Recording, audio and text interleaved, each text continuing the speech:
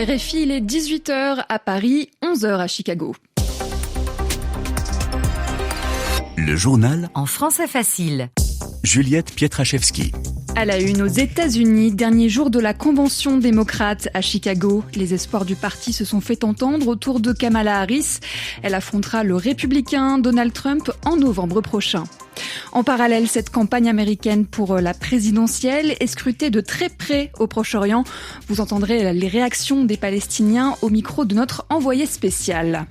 À suivre aussi les Paralympiques, c'est dans moins d'une semaine maintenant. On s'intéressera à Walid Ktila, para-athlète tunisien qui détient à lui seul 5 records du monde dans les courses en fauteuil roulant. Le journal en français facile.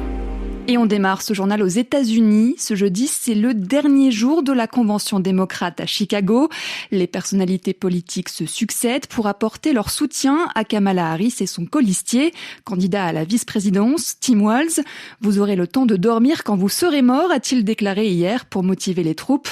À noter aussi la prise de parole de Veronica Escobar, élue du Texas à la Chambre des représentants. Elle a fait des déclarations sur le thème de l'immigration, un sujet de prédilection pour le républicain Donald Trump. Veronica Escobar n'a pas manqué de tacler le candidat et son parti. Écoutez. Sur les questions de frontières et d'immigration, croyez-moi, Donald Trump n'y connaît rien. Lui et ses partisans au sein du Parti républicain voient la frontière et l'immigration comme une opportunité politique à exploiter au lieu d'un problème à aborder. Le Congrès n'a pas voté une seule réforme complète sur l'immigration en presque 4 décennies. Les seules fois où ça a failli se faire, les républicains ont fait obstruction au lieu de financer une vraie sécurité à la frontière et de créer un système d'accueil plus humain. Ces gens ne sont pas sérieux. Vous savez qui est sérieux? Kamala Harris. Voilà pour cette prise de parole de Veronica Escobar, élue du Texas à la Chambre des représentants. Les démocrates rêvent d'une victoire en novembre avec leur candidate Kamala Harris et cette campagne américaine est suivie de très près au Proche-Orient. L'administration Biden s'active pour un cessez-le-feu à Gaza en ce moment sans pour autant renoncer à soutenir et armer Israël. Conséquence, des critiques au sein de l'électorat progressiste américain se font entendre.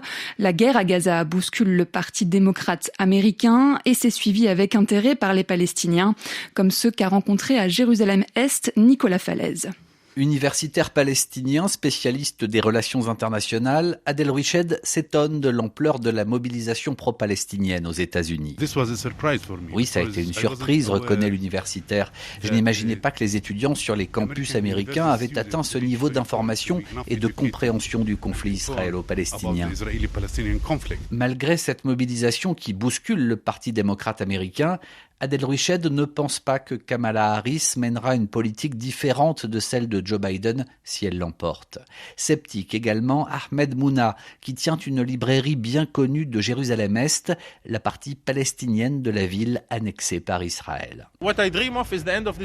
Ce dont je rêve, c'est que cette guerre se termine, dit-il. Je ne suis pas sûr que le Parti démocrate américain peut le faire. J'aimerais bien, mais je n'en suis pas sûr. Ce que j'ai vu ces 10 derniers mois, c'est que l'administration démocrate ne décide pas, c'est Israël qui décide. Mais je continue à espérer qu'ils pourront faire pression sur Israël pour un cessez-le-feu. Une certitude pour le libraire, le pire scénario pour les Palestiniens serait celui d'une victoire de Donald Trump. Nicolas Falaise, Jérusalem, RFI. Alors que la guerre en Ukraine se poursuit, la situation dans la région russe de Koursk depuis l'arrivée des troupes de Kiev le 6 août dernier est au centre de l'attention des médias notamment. La Russie a ouvert une enquête contre un journaliste de la chaîne de télévision américaine CNN et contre 2 reporters ukrainiennes. Ces derniers ont réalisé des reportages dans la fameuse région de Koursk après avoir franchi illégalement la frontière depuis l'Ukraine. Ce n'est pas la première procédure de ce genre. Une autre avait été engagée le 17 août par les autorités russes contre 2 reporters italiens d'une chaîne publique pour le même motif. Le journal en français facile. RFI, il est 23h04 à Jakarta. Ce jeudi, des milliers de personnes ont manifesté dans plusieurs villes d'Indonésie et notamment dans la capitale du pays, plus précisément devant son parlement. Certains manifestants ont même tenté de détruire les grilles du bâtiment. En cause notamment une révision des règles électorales, révision finalement abandonnée. La coalition au pouvoir a tenté de renverser au total 2 décisions de la Cour constitutionnelle, ouvrant la porte à plus de concurrence aux élections. Nicolas Roca, bonsoir. Bonsoir Juliette. C'est en essayant de faire passer une loi en urgence au Parlement que le pouvoir a déclenché ces manifestations.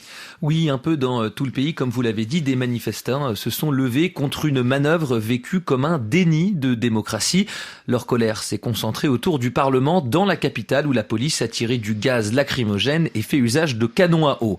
Le texte polémique visait à annuler 2 décisions de la Cour constitutionnelle. La première fixait l'âge minimum pour être candidat à un poste de gouverneur à 30 ans, un frein aux ambitions du fils du président âgé de seulement 29 ans. La deuxième est plus lourde de conséquences pour le pouvoir.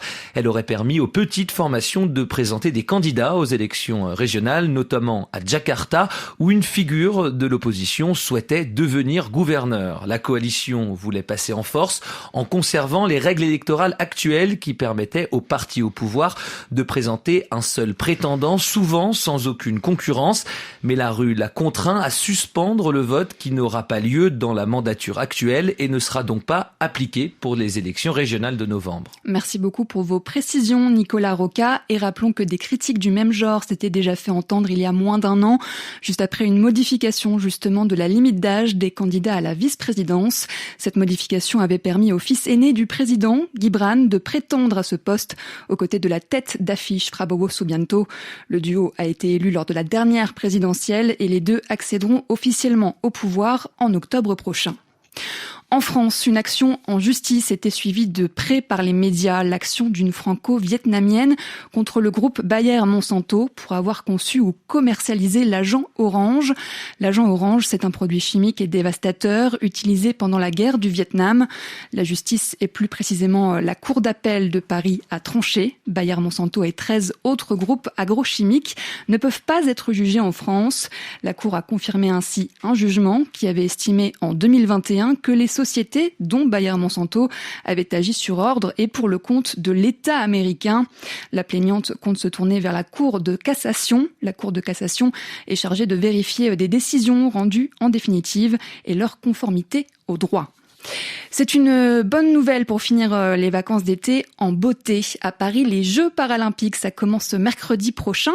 La Tunisie présente 30 athlètes cette année. Parmi les espoirs de médaille, Walid Ktila, 39 ans, titulaire de 5 records du monde en handisport. Il est champion du monde dans la catégorie des 100, 200, 400 et 800 mètres dans les courses en fauteuil roulant. Notre correspondante à Tunis, Lilia Blaise, l'a suivi lors de son dernier entraînement avant de s'envoler pour Paris.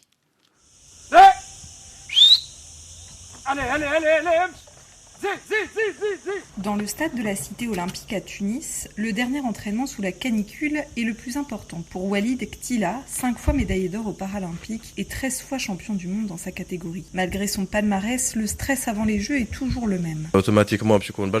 Honnêtement, ça ne part jamais. Surtout, plus la date approche, plus je sens le stress monter. À chaque fois, il faut réapprendre à le gérer et puis progressivement s'en débarrasser avant la compétition pour mieux réussir. Mais c'est toujours comme ça.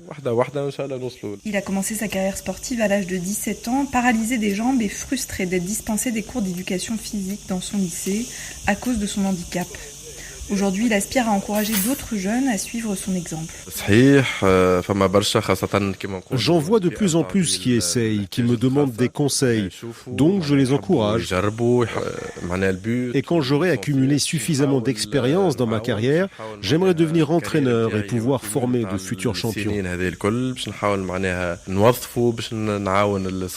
À 39 ans, les Jeux de Paris ne sont qu'une étape pour Walid Ktila, qui compte prendre sa retraite sportive après les Paralympiques de Los Los Angeles en 2028. Lilia Blaise, Tunis, RFI. Un peu de politique française pour terminer. Les écologistes et les insoumis ont lancé leurs universités d'été et dans le même temps leur rentrée politique. Le nouveau Front populaire, l'Alliance des gauches, a toujours la volonté d'imposer sa candidate, Lucie Castet, à Matignon. Demain, à l'Élysée, les principaux responsables des partis seront reçus par Emmanuel Macron.